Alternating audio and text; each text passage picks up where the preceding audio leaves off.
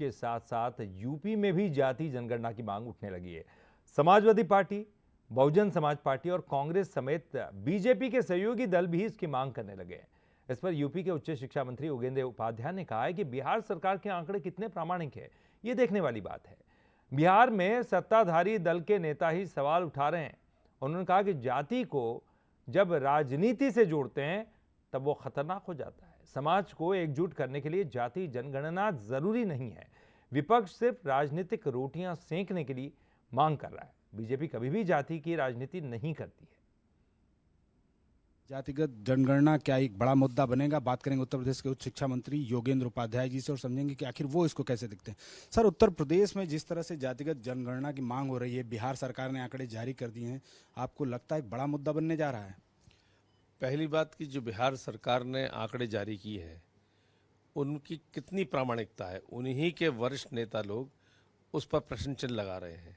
बल्कि एक वरिष्ठ नेता ने उनके ये प्रश्न चिन्ह लगा दिया कि जब कुर्मी मात्र 3 या 4% है तो उसका उनका चीफ मिनिस्टर क्यों?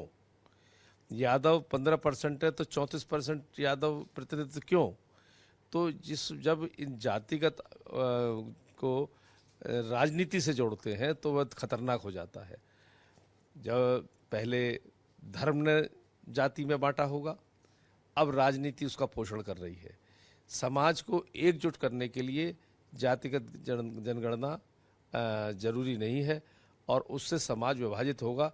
ये विपक्षी समाज का विभाजन करके राजनीति की अपनी गोटी लाल करना चाहते हैं, ये अनुचित है।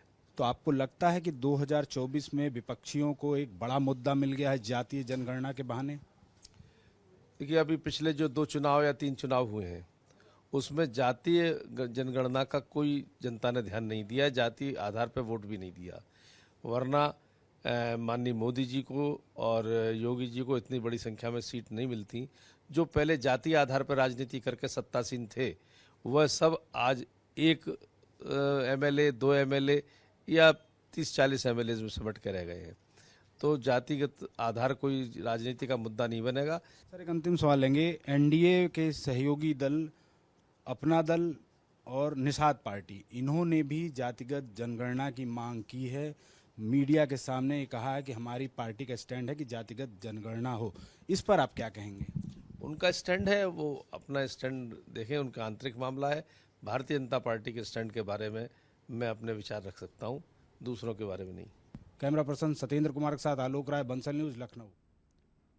धमतरी के राष्ट्रीय